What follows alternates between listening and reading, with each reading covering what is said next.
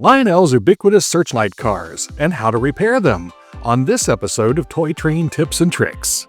Shortly after electric toy trains began captivating the imaginations of American kids and their families at the turn of the 20th century, the manufacturers of these trains began looking for ways to expand their toy railway offerings and their corporate earnings by offering new rolling stock, structures, figures, and lineside accessories. One of the earliest and cheapest ways to add interest and excitement to otherwise ordinary train cars was with the addition of light.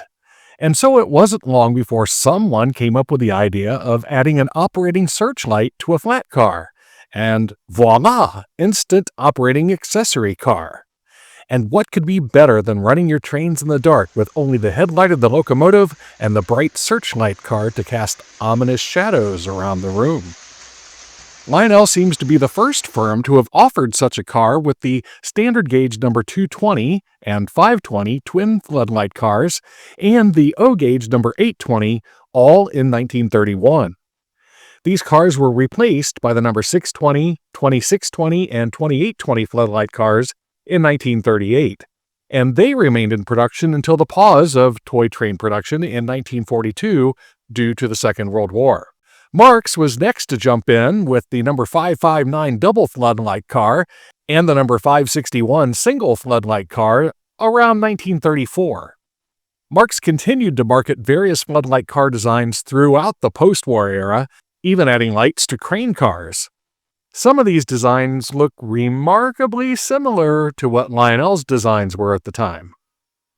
American Flyer did not offer an O-gauge floodlight car until the number 3213 in 1938. Toy train production resumed in late 1945, and in 1946, Lionel's first post-war searchlight car was a caboose. The number 2420 DL&W work caboose with searchlight. These were produced through 1948. In 1949, Lionel introduced a new standalone searchlight car with some surprising new features. This new car, the number 6520, was a die-cast, depressed center flat car. The floodlight was located off to one side, while the middle portion of the car featured a realistic-looking gas-electric generator housing. Not only did this give the car a more prototypical feel, the housing also covered an on-off switch that was activated by the electromagnet of an UCS or 6019 remote uncoupling section. Aiming the floodlight was still a manual process, but the light could now be remotely turned on and off. The generator housings came in several different colors over the production run, including orange, green, and maroon, with orange being the most common.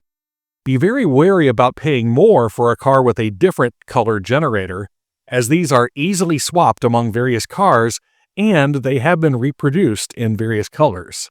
In 1952, Lionel redesigned their searchlight car by adding a vibrotor in the searchlight. So this searchlight car, the number 3520, made in 1952 and 1953, would revolve independently whenever it was turned on. Maybe it was scanning the skies for incoming American Flyer bombers or Marx missiles. The model retained the on-off function of the number 6520, which activated both the light and the rotation. Like the number 6520, the generator housing was factory delivered in orange, but reproductions in various colors have been made over the years. After making the number 3520 more complex than its predecessor, in 1954 through 1956, Lionel simplified things a bit with the number 3620 searchlight car. This car kept the automatic rotation of its predecessor, but the remote on-off mechanism was removed. Therefore, the light and the rotation on these cars are activated anytime there is power to the track. When I received my 3620, the light worked, but it would not rotate. However, there was an audible hum coming from the car. The fix for this problem is very common and very easy, and I'll show you how to do it in just a few moments. At this time, I'd like to pause a moment and ask that if you're enjoying this video so far, please like it, subscribe to the channel, and leave a comment about your favorite searchlight and floodlight cars. And as a quick note, in March 2025, the What's New in O-Gauge series of videos will be spinning off onto their own channel. So if you like these long-form videos, subscribe to the channel that you're watching now. If you want to see weekly updates about new product releases from Lionel, MTH, Atlas, Menards, and other manufacturers, follow the link at the end of this video to the new What's New in O-Gauge channel and subscribe there. And click that notification bell so that you never miss an episode. Now, back to the video. This little light of mine, I'm gonna let it shine. In 1956, Lionel again changed the design of the Searchlight car with the number 3650 Extension Searchlight car, available through 1959. This time, the Searchlight housing was magnetic and could either ride on the car or it could be removed and be placed a few inches away. The generator housing was replaced by a spool of wire connected to the spotlight. On the other end of the car was a smaller simulated generator housing. Now, whenever a nighttime activity required portable illumination, the 3650 could spring into action, manually illuminating a derailment site or providing light when the circus came to town, or whatever, with a stationary beam, no automatic rotation this time. The car also came with a small crank for the wire cable that was supposed to ride in a special cutout in the car deck. These are usually missing from cars today. As the 1950s turned to the 1960s, young railroad moguls still needed nighttime illumination for their railroads, but Lionel was looking for ways to cut costs. Thus, the number 6822 was born.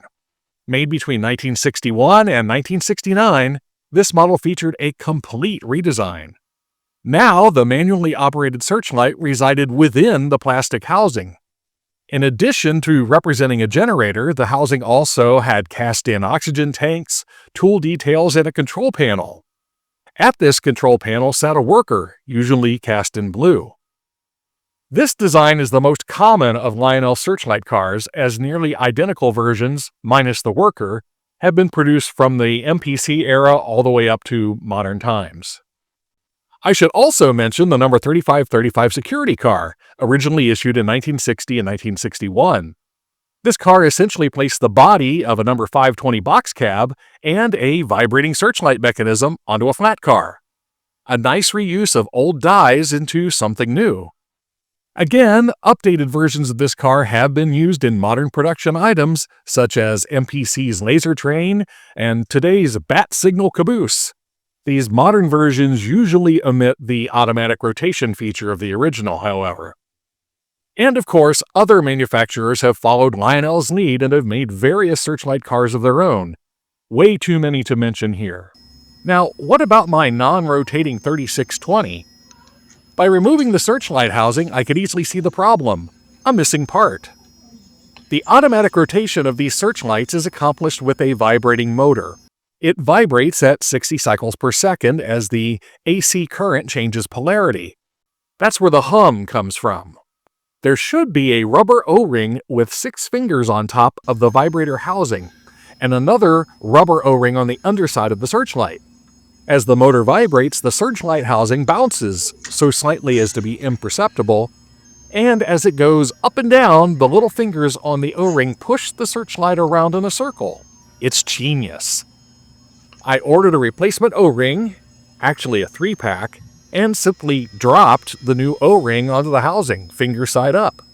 I dropped the housing back on, turned up the power, and away it went. Over time, the rubber becomes stiff and the rotation begins to suffer. Some hobbyists say the rotation works better if you remove every other finger, leaving a 3-fingered ring instead of 6. Mine is working just fine, so I haven't tried that method. I also read that someone suggested adding graphite lubricant, the kind that you use for Pinewood Derby cars, to the ring. I tried this out of curiosity, and it did not work at all. It reduced the friction to the point that the light housing would not rotate. Your results may vary. The other common repair for these Searchlight cars is lamp replacement. Across all the designs, these cars of the post-war and MPC era use bulbs with a standard base. Many replacement lamps, or even LEDs that operate on 12 to 18 volts, can be found with this base type. More recent examples often use small LEDs that are more difficult to replace, but they should last much longer. Otherwise, just keep the wheels and pickup rollers clean and make sure your wire connections are solid, and these Searchlight and Floodlight cars should provide many years of faithful service. But don't go looking for Floodlight or Searchlight cars on the real trains in your area. There may have been some home-built Searchlight cars for very specific applications, but by and large, these cars are figments of the toy train imagination. You won't find photos of real Searchlight cars on the internet. But these cars are simple, relatively inexpensive, and fun, so who cares whether they really exist or not? It's your railroad and your trains. On that note, excuse me while I turn out the lights and run some trains in the dark. Keep those trains running, and we'll catch you next time with more toy train tips and tricks.